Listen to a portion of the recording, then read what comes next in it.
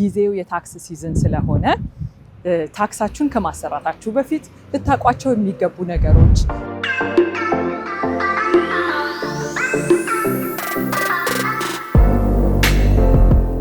ምን አይነት ክፍተቶችን ታያላችሁ? ምን አይነት ስህተቶች ነው የሚያደርገው ብላችሁ የምታስቡት? በዛ የሚጎዳበት እኛ ኮሚኒቲ እስቲ ስለሱ እናንሳ።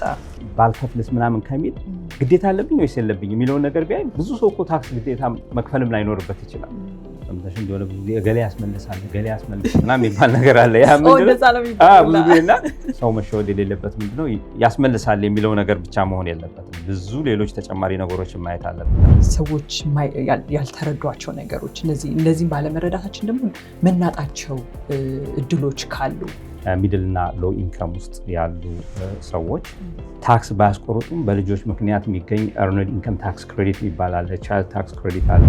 አንዳንዶች በጣም ደስተኛ ናቸው፣ ምክንያቱም ገንዘብ የሚያገኙበት ሰዓት ነው። በደንብ ጠንከር ያለ ገንዘብ ተመላሽ ያገኛሉ። ሌሎች ደግሞ ወደ አለመክፈል የሚዘጋጁበት ጊዜ ነው። ምንድነው መረዳት ያለብን እዛ ጋር? ሜሪድ የሆኑ ሰዎች ልጆች ያላቸው ሰዎች በህጉ መሰረት በአንድ ጣራ ስር አብረው እስካሉ ድረስ ፋይል ማድረግ ያለባቸው ሜሪድ ፋይሊንግ ጆይንትሊ ወይ ሰፓሬትሊ ነው። ግን ሳይስማሙ ሲቀሩ ምን ይሆናሉ መሰለሽ? ብድግ ይሉና አንደኛው ሁለቱን ልጅ ይዞ ለብቻው ታክስ ያሰራል as head of household ማለት ነው። ህጉ ደግሞ አይፈቅድም እንደዛ። አንድ ሰው ኦዲት እየተደረገ እንደሆነ ደብዳቤ በሚደርሰው ጊዜ ከአይአርኤስ ምን አይነት ስቴፖችን መውሰድ ያለብን? 5000 ነው ሪፈንድ የምታገኙ። ሰደሊ የሆነ ኤክስ ዋይ ጋር ሄደሽ ታክስሽን ስታሰሪ 10000 ከመጣ እንዴ ምን ተፈጥሮ ነው? ኢንካሜ ተመሳሳይ ነው፣ ልጆቼ ተመሳሳይ ናቸው፣ ምን ተፈጥሮ ነው ብለሽ ጠይቀሽ ማወቅ አለብሽ። ምክንያቱም ብዙዎቹ እንደዚህ አይነት ስራ የሚሰሩ ሰዎች አይናገሩም ምን እንደሰሩ።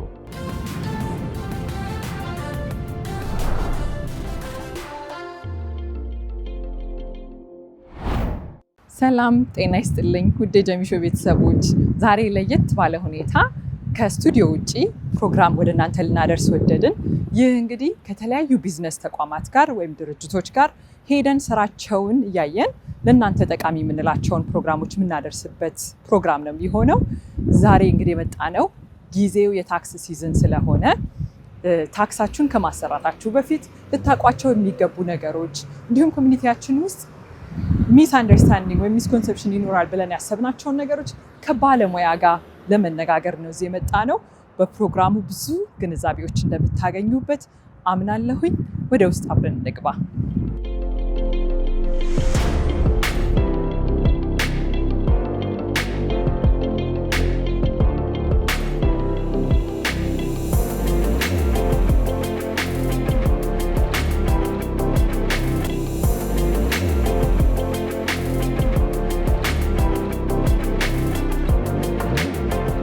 ተመልካቾች ደርሻለሁኝ። እንደምን ነሽ? ሰላም ጀሚ ነኝ ከጀሚሾ። እንዴት ናችሁ? እግዚአብሔር ይመስገን። እንኳን ደህና መጣሽ ወደ ማህቡዝ ኢንሹራንስ ኤጀንሲ እንዲሁም ወደ ረመዲ ታክስ ሰርቪስ እንኳን በደህና መጣሽ። ደስ ብሎናል እዚህ በመገኘትሽ። በጣም አመሰግናለሁ። ያየሁ ነው እኮ ከታክስ አገልግሎት በተጨማሪ የኢንሹራንስ ኤጀንሲም ጭምር እንደሆነ ነው እየገባኝ ያለው። በጣም አድርጌ አመሰግናለሁ። በጣም ጓጉቻለሁ። ጠቃሚ አስተማሪ የሆኑ ፕሮግራሞችን መልእክቶችን ከዚህ ፕሮግራም ተመልካቾች እንደሚያገኙ አምናለሁ። በጣም አመሰግናለሁ። ምርጫሽ አድርገሽ ስለመጣሽ በጣም ደስ ብሎናል። ረመዲ ታክስ ሰርቪስ እንዲሁም ማህቡዝ ኢንሹራንስ ኤጀንሲ ከጥሩ መስተንግዶ ጋር ጥሩ አገልግሎት የሚሰጥ መስሪያ ቤት ነው። ፕሊዝ። እሺ፣ አመሰግናለሁኝ። እሺ ጀሚላ፣ ያው ውይይትሽ ከማህቡዝ ጋር ስለሚሆን እስቲ ወደዛ ላሰልሰልሽ። እሺ፣ አመሰግናለሁ። ቴንክ ዩ። ያኛው ቢሮ ነው። እሺ እሺ።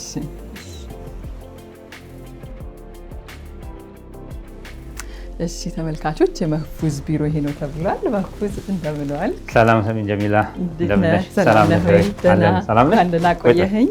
እንዴት ነህ? ስራ ጥሩ ነው? ደህና ነሽ? በጣም ደስ ብሎኛል። በዚህ ሰዓት እጅግ በጣም አስፈላጊ ስለሆነው ስለ ታክስ አንዳንድ ነገሮችን እንድንማር ከባለሙያው እንግዲህ ከ18 ዓመት በላይ እንደ ባለሙያ ልምዱ አለ። እንደ ሪመዲ ታክስ ሰርቪስ ደግሞ ከ15 ዓመት በላይ ኮሚኒቲውን ስታገለግሉ ነበርና ብዙ ስለ ታክስ እስከዛሬ ያልገቡን ነገሮች ሁሉ በደንብ እንደምንረዳ አስባለሁ በቆይታችን። በጣም አመሰግናለሁ ፈቃደኛ ሆናችሁ ከኛ ጋር ይሄን ፕሮግራም ስለሰራችሁ እጅግ አድርጌ አመሰግናለሁ። እኔም በጣም አመሰግናለሁ በሪመዲ ታክስ ሰርቪስ ስም አክብረሽን እዚህ ድረስ መጥተሽ ለዚህ ለኢንተርቪው በመምጣትሽ በድጋሚ አመሰግናለሁ። ስለዚህ እዛች ጋር ተቀምጠን ማውራት እንችላለን ለውይይቱ? አዎ እንደሱ የተሻለ ነው። እሺ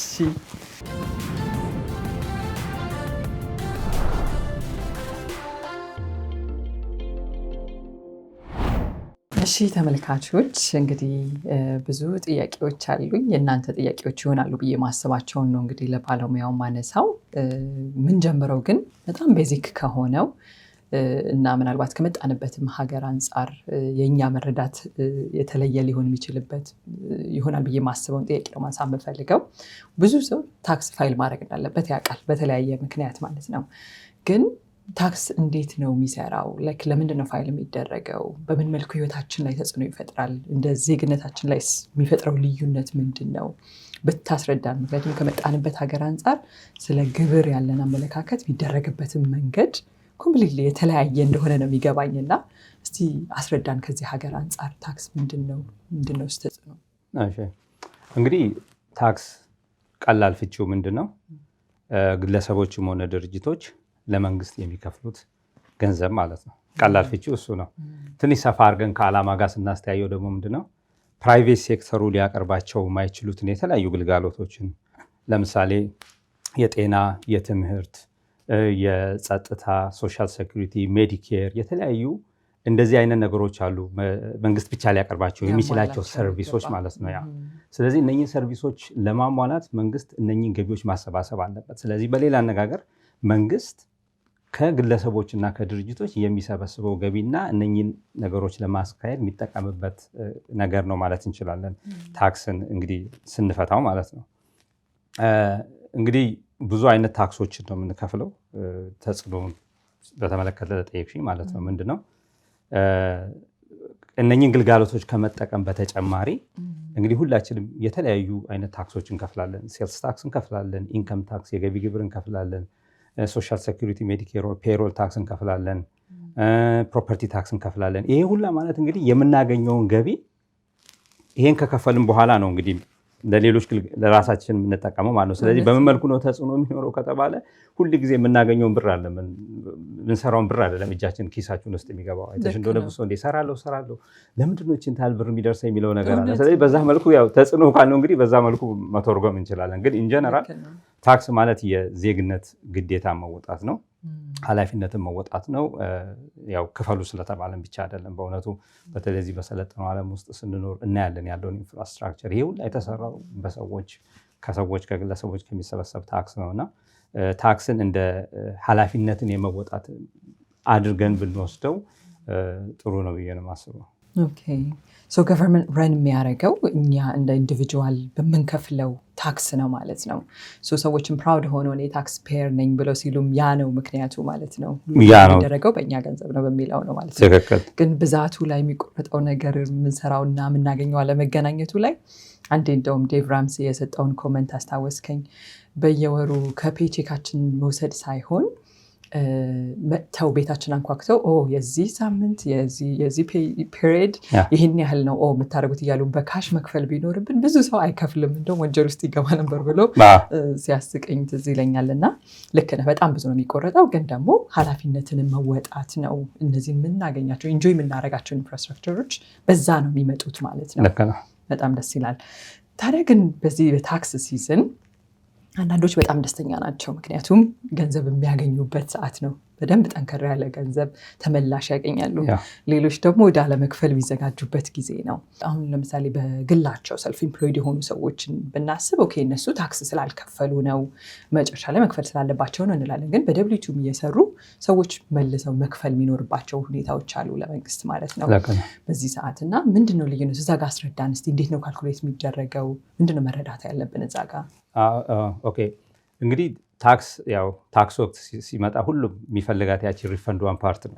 ግን ታክስ 3 ነገሮች ነው ሊኖሩት የሚችሉት። ወይ እንከፍላለን፣ ወይ እናደርጋለን፣ ወይ ደግሞ ብሬክ ኢቭን እንሆናለን። ምን ማለት ነው? እንግዲህ ሰዎች ሪፈንድ የሚያገኙት ብዙ ስፔሲፊክ እንግዲህ ወይ ኤክሰፕሽኖች ምናምንም ይኖራሉ። ግን ምንድነው ኢንጀነራል አመቱ ሙሉ የአሜሪካን ታክስ ሲስተም ፔይ አዝ ዩ ጎ ይባላል። ማለት አመቱ ሙሉ እየከፈለን እንሄድና ከዛ አመቱ መጨረሻ ላይ from ጃንዋሪ እስከ ኤፕሪል 15 ባለው ጊዜ ውስጥ ነው ታክስ የምንከፍለው። እና ምንድነው ይሄ ስናስቆርጥ የነበረው የብር መጠን ከፔቼካችን የሚቆረጥ እንግዲህ ስለ ኢንዲቪጁዋል እና አሁን ደግሞ ተቀጥሮ ስለሚሰሩ ሰዎች ነው እያወራሁ ያለሁት። እያስቆረጥን አመቱ ሙሉ እንቆይና አመቱ መጨረሻ ላይ ያስቆረጥነው የብር መጠን በሲስተሙ ካልኩሌት ተደርጎ በእኛ ግዴታ ከሚሆንብን ታክስ በላይ ከሆነ ሪፈንድ እናገኛለን። በተቃራኒው ደግሞ ሲቆረጥ ቆይቶ እኛ አመቱ መጨረሻ ታክስ ልናሰራ ስንል ግን ያነሰ ከሆነ እናደርጋለን። ብዙ ጊዜ ሀፕን አያደርግም፣ ግን አልፎ አልፎ ደግሞ ብሬክ ኢቭን ሊሆን ይችላል አናደርግም።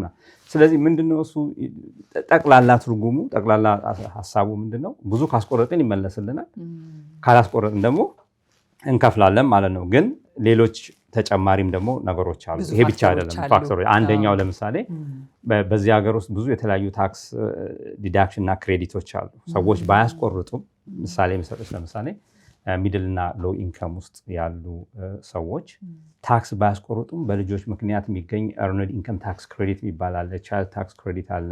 ልጆችን ትምህርት ቤት ልጆቻችን ወይ ደግሞ ራሳችን ኮሌጅ ከአንደኛ እስከ አራተኛ ዓመት ተማሪ ለምሳሌ ለሆኑ ሰዎች የሚሰጥ የኤጁኬሽን ክሬዲት አለ። እነኚህ ነገሮች በሙሉ ያንን ባናስቆርጥም ተጨማሪ ብር ሪፈንድ ሆነውልን ይመጣሉ። ያው ወጪያችንም ከፍ ያለ ነው በሚል ማለት ነው። ዋናው ምንድነው ይሄኛው በተለይ አሁን ያልኩሽ ክሬዲቶች በብዛት አነስተኛና መካከለኛ ኢንከም ለሚያገኙ ሰዎችን ሄልፕ ለማድረግ ነው። ስለዚህ ቅድም ያለው ነገር እንዳለ ሆኖ ማለት ሰዎች ብዙ ካስቆረጡ ይመለስላቸዋል፣ ካላስቆረጡ ይከፍላሉ። ግን አት ሴም ታይም ደግሞ ሌሎች ፋክተሮችም እንዳሉ ለመንገር ነው። በኋላ ምናልባት ዝርዝሩን ማየት እንችላለን። ክሬዲቶችን ማንሳት በፈልገው ነገር ነው ብዙ ሰው ማይረዳው ነው ብዬ ስለማስብ ዲዳክሽን፣ ታክስ ክሬዲት ምናምን ብዙ የምንላቸው ነገሮች አሉ። እነሱን በሰፊው እናነሳቸዋለን ብዬ አስባለሁኝ። አንዳንድ ሰዎች ምን አይነት አረዳድ አለ፣ እኔ ታክስ ፋይል ካረኩኝ ችግር ሊፈጥርብኝ ይችላል የሚል ልክ በተለይ እዚህ ሀገር እንደመጡ የተወሰነ መስራት እንደጀመሩ ምናምንና ባላረግ ይሻላል ብሎ የማሰብ ነገር አለ። ታክስ ፋይል ባያረጉ ችግር የሌለባቸው ሰዎች አሉ። ማድረግ ያለበት ማን ነው? ባያረግስ ኢትስ ኦኬ የሚባለው የሚፈቀድላቸው ካሉ እስቲ ስለሱ ያለውን ብታስረዳና ያ ሚስኮንሰፕሽንም ከሆነ እንድንረዳው። ኦኬ፣ እንዲህ ምንድነው ታክስ የመክፈል ያለመክፈል ወይ መፈለግ ምናምን ሳይሆን ደስ የሚለው የአሜሪካ ታክስ ሲስተም ግልጽ ነው። ኦፍ ኮርስ ህጉ በጣም ትልቅ ነው። ግን ሰው በጣም ነው የሚፈራው። ይፈራል። ግን እንደ መሰለኝ ግልጽ ነው ስልሽ ምንድነው በጣም በተቻለ መጠን ሲምፕሊፋይ አድርገው አስቀምጠውታል። ማን ነው ታክስ መክፈል ያለበት የሚለው ለምሳሌ አንድ ሰው ታክስ መክፈል አለብኝ ወይ ደግሞ ባልከፍልስ ምናምን ከሚል ግዴታ አለብኝ ወይስ የለብኝ የሚለውን ነገር ቢያይ ብዙ ሰው እኮ ታክስ ግዴታ መክፈልም ላይኖርበት ይችላል። ለምንድነው እንደዛ ያልኩት? አሁን አሜሪካ ውስጥ እንግዲህ ከቤዚክ ከሆነው ነገር ልጀምረች። 5 አይነት ፋይሊንግ ስታተሶች አሉ። አንደኛው ሲንግል ነው፣ ያላገባች። ሁለተኛው ሜሪድ የሆኑ ሰዎች በሁለት መልኩ ታክሳቸውን ሊያሰሩ ይችላሉ። ሜሪድ ፋይሊንግ ጆይንትሊ ወይም ደግሞ ሜሪድ ፋይሊንግ ሰፐሬትሊ። 3 ሆነ አይደለ? አራተኛው ደግሞ ሄድ ኦፍ ሃውስሆልድ ሲንግል ማም ሲንግል ዳድ የምንለው ማለት ነው። እና የመጨረሻው ደግሞ ኳሊፋይንግ ሰርቫይቪንግ ስፓውዝ ይባላል። ይሄ ባል ወይ ሚስት የሞቱባቸው ከሞቱ ዓመት በኋላ ያሉትን 2 ዓመታት ፋይል የሚያደርጉበት ሲስተም ነው ማለት ነው። በእነኚህ ፋይሊንግ ስታተስ መሰረት የተቀመጠ ዲዳክሽን አለ፣ ስታንዳርድ ዲዳክሽን የሚባል ማለት ነው። ከዛ በታች ከሰራን ግዴታ አይሆንብንም። ለምሳሌ ሜሪድ የሆኑ ሰዎች 31500 ድረስ ስታንዳርድ ዲዳክሽን አላቸው ከተባለ ሜሪድ የሆኑ ሰዎች ግዴታ አይኖርባቸውም ከዛ በታች ከሰሩ። ሲንግል የሆኑ ሰዎች 15100 ምናምን አካባቢ ከዛ በታች ከሰሩ ግዴታ ያለባቸው። ሄድ ኦፍ ሃውስሆልድም እንደዛው እያለ ይሄዳል። ገባሽ? ሁሉም የየራሱ መስፈርት አለው። ምንድነው የኔ ፖይንት? እነኚህን ነገሮች ዝም ብለን ካየናቸው ያን ያህል መጨናነቁም ላይኖር ይችላል። ኦፍኮርስ ሲገለብ እንትን ሲሆን ሴልፍ ኢምፕሎይድ የሆኑ ሰዎች ከወጪ ገቢ ማለት ነው ኔት ፕሮፊት $400 እና ከዛ በላይ ከሰሩ ፋይል ማድረግ ግዴታ አለባቸው። ስለዚህ አሁን ሰዎች ለምሳሌ ታክስ ማሰራት ላሰራ የሚለውን ነገር ከሚሉ ይልቅ ቢያሰሩ እንደውም በተለይ ደግሞ ሎ ኢንካም እና ሚድል ኢንካም የሆኑ ሰዎች የሚያገኙት ጥቅም ሞር የተሻለ ይሆናል ከሚከፍሉት ይልቅ ማለት ነው፣ ተቀጥሮ ለሚሰሩ ሰዎች ማለት ነው። እና ይሄንን ነው ግምት ውስጥ ማስገባት ያለባቸው። ብዙዎቹ ነገሮች ግልጽ ናቸው፣ መፍራትም የለባቸውም። ሁለተኛ ነገር ደግሞ ፈርተውስ ለምሳሌ ከፋይ ከሆኑ እኮ አይቀርላቸውም። ከአርኤስ ጋር የሚመጣ ደብዳቤ ታውቂያለሽ፣ ብዙ ሰው ስትረስፉል የሚያደርገው ደብዳቤ ነው ከአይአርኤስ። ስለዚህ በቀላሉ በራሳቸውም ሆኖ ባይዘው የዚህ ሀገር ራሱ እኮ በጣም ብዙ ሰው የራሱን ታክስ ያሰራልና ብዙ ሶፍትዌሮች አሉ እና ኢቨን ፕሮፌሽናል ጋር የሚሄዱ ሁሌም የተመረጠ ነው። ግን በራሳቸው ቼክ ማድረግ ይችላሉ። ግዴታ አለብኝ ወይስ የለብኝ የሚለውንና እንደ መፍራት እንደ መዝለል ምናምን ሳያዩት ቅድም መጀመሪያ ላይ እንዳለው ኃላፊነትን የመወጣት ነው። ግዴታ ካለብን ታክስ መክፈል አለብን። ያንን በሚል ኮንሴፕት ቢታሰብ ጥሩ ነው ባይ ነኝ። ገባኝ። እሺ፣ በጣም አመሰግናለሁ። ጥሩ አድርገን ያብራራኸው። ስለ ዲደክሽን ምናምን እነሱ ቴክኒካል የሆኑትን ነገሮች በደንብ በታትነን እንድናያቸው እፈልጋለሁ። ከዛ በፊት ግን አሁን ካነሳኸው ተነስቼ እስቲ እንደ ስህተት የኛ ኮሚኒቲ በተለይ ነው እንደ ኢሚግራንት ምናልባት ካለመረዳት፣ ስለ ግንዛቤ ካለመኖር ብዙ ጊዜ አንተ በጣም ቅርብም ስለሆን ከ15 ዓመት 18 ዓመት እንደ ባለሙያ ስትሰራ ነበር፣ 15 ዓመት ደግሞ እንደ ሪሜዲ ታክስ ሰርቪስ ታገለግሉ ነበር እና ቅርብ ናችሁ ለኮሚኒቲው። ምን አይነት ክፍተቶችን ታያላችሁ? ምን አይነት ስህተቶች ነው የሚያደርገው ብላችሁ የምታስቡት? በዛ የሚጎዳበት የኛ ኮሚኒቲ እስቲ ስለሱ እናንሳ፣ ሰዎች ራሳቸውን እንዲፈትሹበት። እንግዲህ ብዙ ናቸው። ዋና ዋናዎቹን ለመጀመር ማለት ነው። እኔ አሁን አንዱ ማስበው ቅድም ከጠየቅሽን ጥያቄ የተያያዘ ነው። ለምሳሌ ታክስ ማሰራት ግዴታ ነው፣ ግን ከፍራቻም ከምን ጋር በተያያዘ ታክስን አላግባብ ማዘግየት፣ ታክሳቸውን ያዘገዩና አንዳንዴ ለማያስፈልግ የፔናልቲ እንጋለጣለን። አንድ እሱ ነው። ብዙ ሰው ይዘገያል። የሆነ ነገር ሪፈንድ ያለው ሰው ካልሆነ በስተቀር በተለይ ከፋይ የሆኑ ሰዎች ይዘናጋሉ። ሁለተኛው ትልቁ ነገር መረጃዎቹ በትክክል ሳይሟሉ ታክስ ማሰራት አንዱ በብዛት ማየው ሪሰንትሊ እሱ ነው። ምንድነው? ለምሳሌ የማርኬት ፕሌስ ወይም የሄልዝ ኢንሹራንስ አላቸው፣ ግን ቶሎ ለማሰራት ከማሰብ የተነሳ ማለት ነው እሱን ሳያሟሉ ወይ ደግሞ 4-5 ቦታ ይሰሩና ያለው ኢንከም በሙሉ ሳይሰባሰብ በፊት ታክስ መጥቶ ያሰራሉ። ያ ደግሞ የራሱ ችግር አለው። እንደገና ደግሞ ሌሎችን ነገሮች አሉ። ለምሳሌ ህጉንና ደንቡን በትክክል ሳይረዱ ወይም ደግሞ ባለሙያ ጋር ሄደው ያን ነገር ሳያማክሩ ታክሳቸውን ያሰራሉ። ለምሳሌ እኛ ጋር ከማየው አንዱ ትልቅ ነገር ቅድም የነገርኩሽ ፋይሊንግ ስታተሶች አሉ። ለምሳሌ የተጋቡ ሰዎች አሉ። ብዙ ጊዜ ስለሚመጣ ነው ማነሳለሽ እና ሜሪድ የሆኑ ሰዎች ልጆች ያላቸው ሰዎች በህጉ መሰረት በአንድ ጣራ ስር አብረው እስካሉ ድረስ ፋይል ማድረግ ያለባቸው ሜሪድ ፋይሊንግ ጆይንትሊ ወይ ሰፓሬትሊ ነው። ግን ሳይስማሙ ሲቀሩ ምን ይሆናሉ መሰለሽ? ብድግ ይሉና አንደኛው ሁለቱን ልጅ ይዞ ለብቻው ታክስ ያሰራል አዝ ሄድ ኦፍ ሃውስሆልድ ማለት ነው። ህጉ ደግሞ አይፈቅድም እንደዛ። ኤክሰፕሽኖች አሉ ኦፍ ኮርስ። ባል ወይ ሚስት ቤቱን ጥለው ከ6 ወር በላይ ከሄዱ ልጆቹን የያዘው ሰው ሄድ ኦፍ ሃውስሆልድ ብሎ ማሰራቸው ለመሰለሽ እንደዛ ያልኩሽ። ሜሪድ ፋይሊንግ ሰፐሬትሊ ሲያሰሩ መንግስት በልጆች በምናምን የሚሰጠው ጥቅማ ጥቅም በሙሉ ይቀንሳል አይደለ? ያንን ነገር ለመከልከል ሲል ብዙ ሰው ምን ያደርጋል? ይሄድና ለምሳሌ ሁለቱ ልጆች እኔ ክሌም አድርጌ ታክሴን አሰራለሁ ብሎ ሜሪድ ፋይሊንግ ሰፐሬትሊ በትክክል ሲሰራ የሚመጣው ሪፈንድ ስለሚቀንስባቸው ይተውትና እንደ ሲንግል ማም ያሰራሉ ማለት ነው። በዛ ምክንያት ደብዳቤዎች ይመጡባቸዋል። ያን ደግሞ ዲፌንድ ማድረጉ በጣም ከባድ ነው የሚሆነውና ህጉን በትክክል ማወቅ የሚያስፈልጉትን ዲዳክሽኖች፣ ክሬዲቶች ምንድን ናቸው ብሎ በትክክል አውቆ በዛ መሰረት ታክስ ማሰራት ግዴታ ነው የሚሆነው። እሱም ብቻ ሳይሆን ክሬዲቶች አሉ፣ ዲዳክሽኖች አሉ። የሚገባን ክሬዲት አለ። ለምሳሌ አንድ ሰው ኮሌጅ ከ1 እስከ 4ኛ ዓመት ተማሪ ከሆነ ለልጆቻችንም ሆነ ለራሳችን እስከ 2500 ድረስ አሜሪካን ኦፖርቹኒቲ ታክስ ክሬዲት የሚባል ነገር አለ። እስከ 2500 ክሬዲት እናገኛለን። ሰዎች ግን ኮሌጅ ተማሪ ሳይሆኑ ቮኬሽናል ምናምን የሆነ ነገር እየተማሩ ወይ ደግሞ ፖስት ግራጁዌት ተማሪ ሆነው ያንን ይወስዳሉ። ክሬዲቶቹን የሚያስፈልገውን ዲዳክሽን፣ ህጎቹን እነኚህ ነገሮች በሙሉ ግምቱ ሲያስገቡ ታክስ ማሰራት አንዱ ማየው ሌላው ትልቁ ስህተት ነው እና በመጨረሻም ብዙ ጊዜ ቀላል ነገሮች ሊሆኑ ይችላሉ። ከአይአርኤስ ደብዳቤ ሲመጣ ሲምፕል ደብዳቤዎች ናቸው። ማስታወቂያ ላይ የሚልክበት ጊዜ አለ። አይአርኤስ ልጆች ያላችሁ ሰዎች ታክሳችሁን አሰሩ ወይ ምናምን የሚል ነው እና ልክ እሱ ሲያይ ሰው ነርቨስ ይሆናል። አንዳንዱ እንደውም በቃ እንትን እና ምንድነው እሱ ሁል ጊዜ ከአይአርኤስ ጋር የሚኖር ዲል አይአርኤስ ሁል ጊዜ ሰዎች አጭበርባሪ ናቸው ወይ ደግሞ ቃሉን ትንሽ ሻል ለማድረግ ሰዎች ሁሉ ጊዜ የተሳሳተ ነገር ላኩ ብሎ አይደለም የሚያስበው። እናንተ የላካችሁትን ታክስ እኛ አላመንበትም፣ ስለዚህ የምታሳምኑን ከሆነ ኤቪደንሳችሁን ስጡን፣ ያለበለዚያ ሪካልኩሌት እናድርገው ነው ፖይንቱ። ገባሽ? ስለዚህ የእኛን ኮሚኒቲ ጋር እነኚህ እንደዚህ አይነት ነገሮችን እንትን ካደረጉና በተለይ ባለሙያ ጋር መምጣት ከቻሉ አይ ቲንክ ብዙም የሚያስፈራ ነገር አይኖረው። በጣም ብዙ እንግዲህ ኮሚኒቲያችን ውስጥ ሊኖሩ የሚችሉ ክፍተቶችን አንስተሃል። ግን ያ ክፍተት እንደው ባለሙያ የሆነ ትምህርትም የተማረ የምትለው የሆነ ፕሮፌሽንም ላይ ላለ ሰው ከባድ ኮንሰፕትም ይመስለኛል። አሁን አንተ ምናልባት ሙያው ላይ ስለሆንክ እንደዛ ላይ ይሰማህ ይችላል። ግን ቴክኒካል ነገሮች አሉት፣ ቃላቶች ብዙ ጊዜ የምንሰማቸው ታክስ ክሬዲት፣ ዲደክሽን አንተ ራስህ ስትጠቀማቸው ነበር። እስቲ እነሱን በታትነህ አስረዳንና ምንድነው ሰዎች ያልተረዷቸው ነገሮች፣ እነዚህም ባለመረዳታችን ደግሞ መናጣቸው እድሎች ካሉ እነሱን እስቲ ያስረዳን በደንብ። እንግዲህ አሁን ሶስቱ ነገሮች በተለይ ዲዳክሽን እና ክሬዲት ነው ብዙ ሰው የሚያምታታው።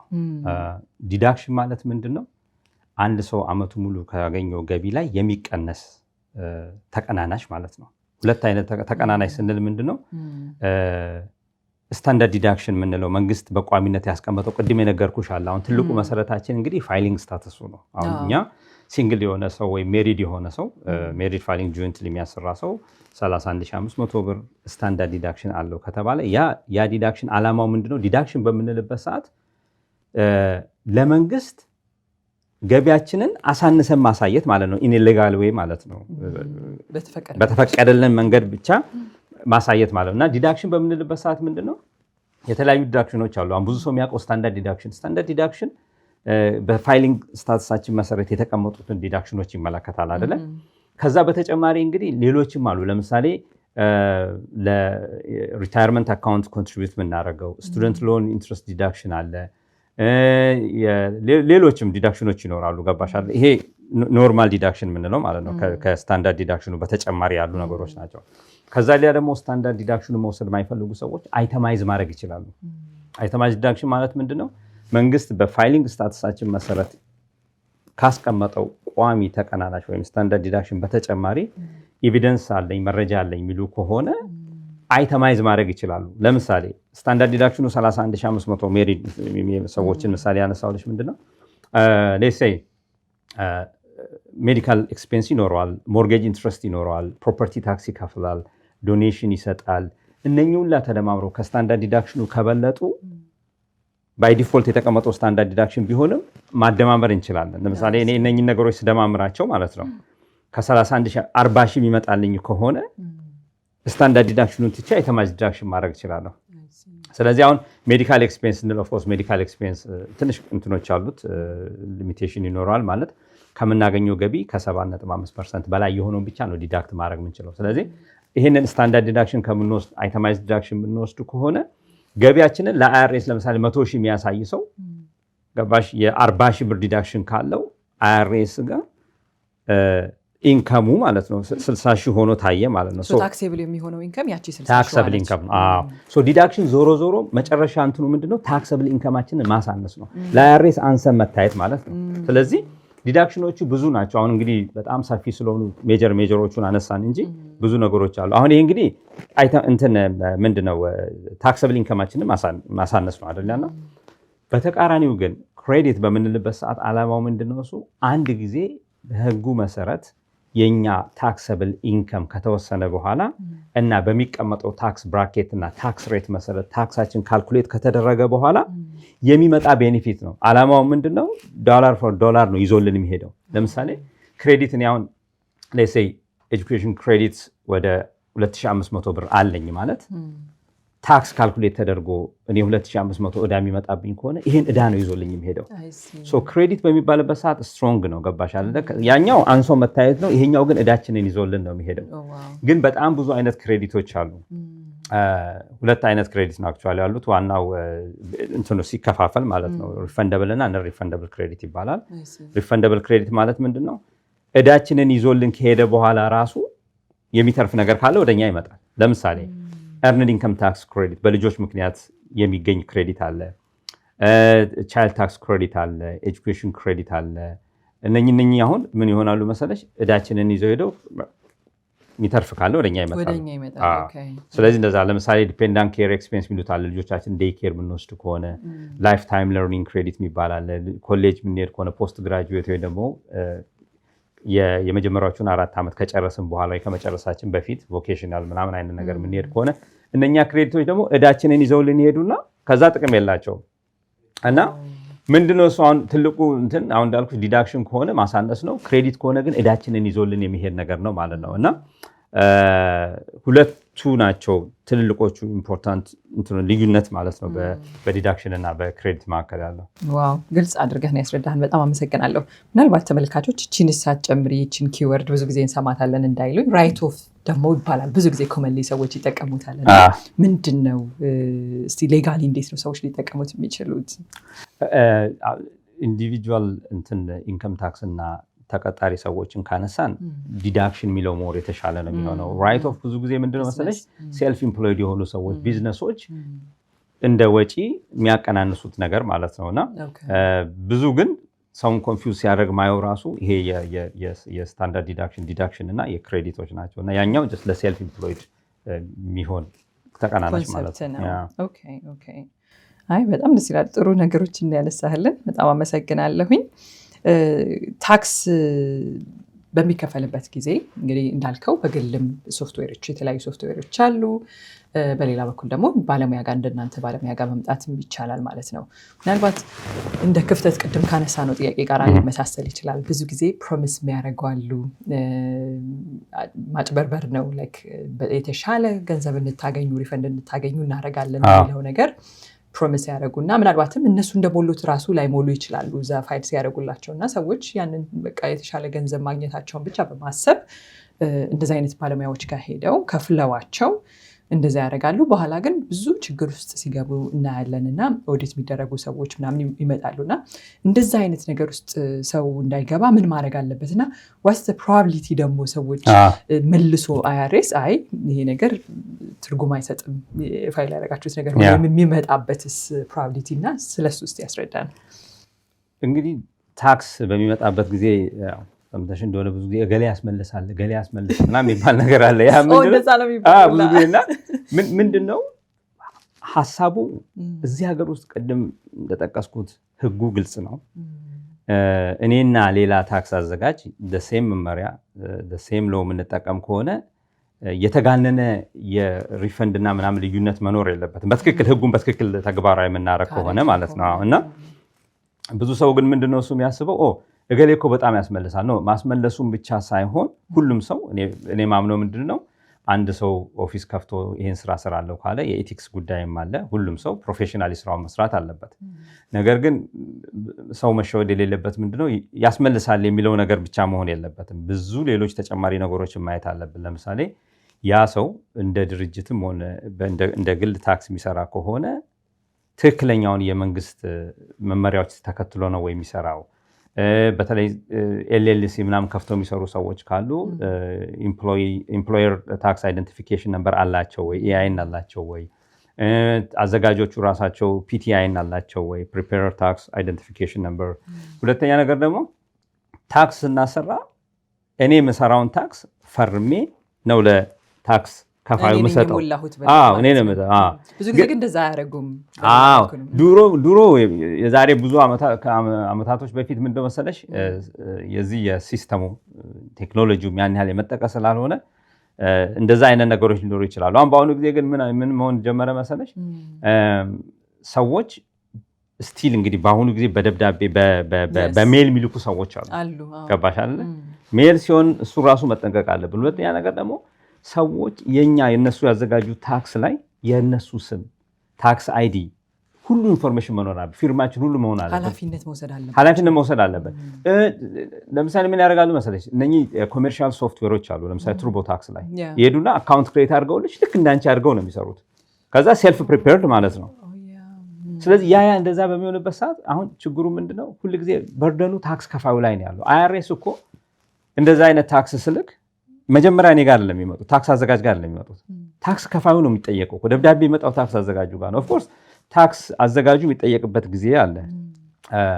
ከመስመር ያለፈ ማያስፈልግ አይነት ታክስ በብዛት ከኔ ኦፊስ የሚወጣ ከሆነ አይአርኤስ እኔንም ኦዲት ያደርጋል። ምንም ጥያቄ የለውም። ግን መጀመሪያ ግን ሁልጊዜ አንቺ ጋር ነውና አንዳንዴ ሰው ያስመልሳል ተብሎ በተለይ 3-4 ዓመት ተከታታይ ታክስ ስታስሪ 5,000 ነው ሪፈንድ የምታገኙ። ሰደሊ የሆነ ኤክስ ዋይ ጋር ሄደሽ ታክስሽን ስታሰሪ 10,000 ከመጣ እንዴ ምን ተፈጥሮ ነው? ኢንከሜ ተመሳሳይ ነው፣ ልጆቼ ተመሳሳይ ናቸው፣ ምን ተፈጥሮ ነው ብለሽ ጠይቀሽ ማወቅ አለብሽ። ምክንያቱም ብዙዎቹ እንደዚህ አይነት ስራ የሚሰሩ ሰዎች አይናገሩ ምን እንደሰሩ።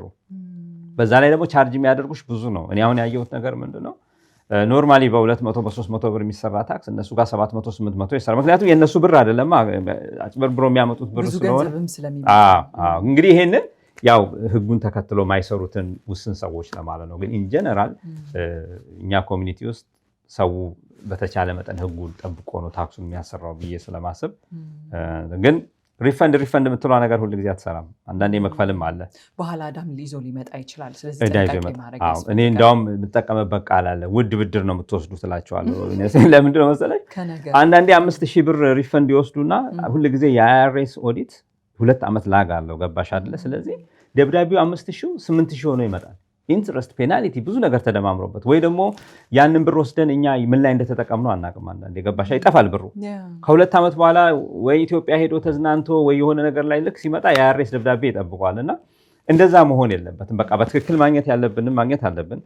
ባለሙያዎችን በደንብ ቤት አድርገን ነው። እኔን እኮ ሰው ታክስ አዘጋጅ ነው ብሎ እኔ ጋር ሲመጣ እኔን ኢንተርቪው ማድረግ አለበት። ምን ያህል ልምድ አለ፣ ታክስህ እንዴት ነው ምናምን ብሎ በደንብ ልክ ዶክተሮችን ቼክ እንደምና ሁሉ ነገር ቼክ አድርገን ነው ታክሳችንን ማሰራት ያለበት። በጭፍን አምነን ያሉትን አድርገው ብቻ ከፍ ያድርግልኝ ብሎ ማለት ነገ ችግር ስህተት ያመጣል ማለት ነው። ደግሞ ደብዳቤው ሲመጣ በጣም አስቸጋሪ ነው። የአይአርኤስ ደብዳቤ ሲመጣ በጣም ብዙ ሰው ይጨናነቃልና በቃ እሱ ላይ ፎሎ አፕ ላድርግልህና በጣም አስጨናቂ ነው። ብዙ ሰው ፓኒክ እንደሚያደርግም አስባለሁኝ። ደግሞ ብዙ ሰው ደግሞ ኮሚኒቲያችን ውስጥ ኦዲት ሲደረግም አውቃለሁና አንድ ሰው ኦዲት እየተደረገ እንደሆነ ደብዳቤ በሚደርሰው ጊዜ ከአይአርኤስ ምን አይነት ስቴፖችን ነው መውሰድ ያለበት? አተርኒ ማነጋገር ነው ያለበት? ባለሙያ ጋር መምጣት ነው ያለበት? ቀጥታ ከሚመደብለት ኤጀንት ጋር ራሱ ኮሚኒኬት ማድረግ ነው ያለበት? ምንድን ነው የተሻለው አድቫይስ ብለህ የምታስበው? እና ብዙ ሰዎች ይመጣሉ በዛ ምክንያት አንተ ጋር እስቲ ያለውን ነገር